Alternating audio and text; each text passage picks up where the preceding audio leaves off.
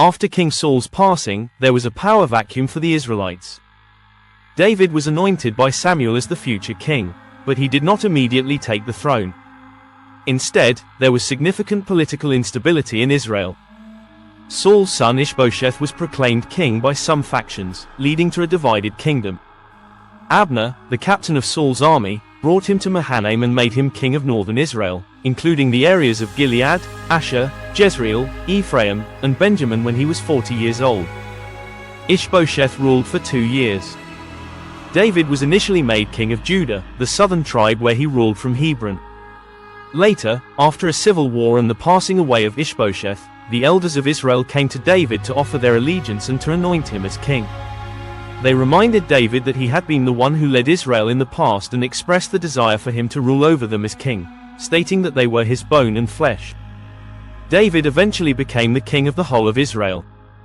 The Israelites were primarily settled in various regions within Canaan. The tribe of Judah established its settlement in the southern region of Canaan. The tribe of Ephraim settled in the central highlands. The Danites initially settled in the western coastal area but later moved northward. The Benjamites settled just north of Judah. One of King David's key objectives was to establish Jerusalem as the political and spiritual capital of his kingdom. He believed that uniting the tribes under his leadership was part of God's plan for Israel. He understood that by bringing the tribes together, he could create a more formidable defense against neighboring enemies like the Philistines.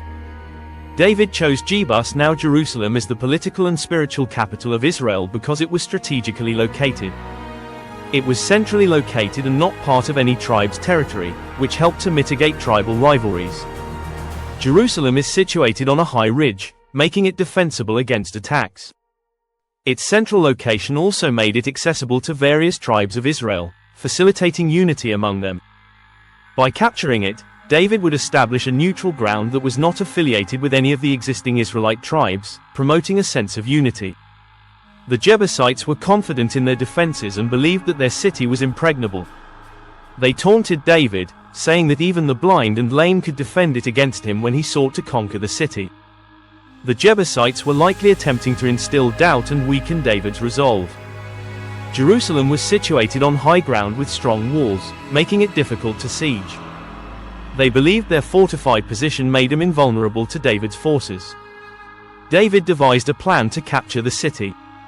Anyone who conquers the Jebusites must use the water shaft to reach those who are considered lame and blind, likely meant as a touch of sarcasm. This is why it is said, "The blind and lame will not enter the palace." He instructed his troops to enter the city through a water shaft, which allowed them to bypass the Jebusite defenses. Joab, who was David's nephew and the commander of his army, successfully led the attack through a water shaft or tunnel, the Warren's Shaft. This strategic move enabled David's forces to enter the city unexpectedly. Once inside, Joab and his men opened the gates for David's forces, facilitating the capture of Jebus. This tactical move caught the Jebusites by surprise and allowed David's forces to infiltrate the city. David successfully took the city, and it became known as the City of David. He fortified it and brought the Ark of the Covenant there, establishing it as Israel's political and religious center. His use of unconventional tactics highlights the importance of strategy in overcoming seemingly insurmountable challenges.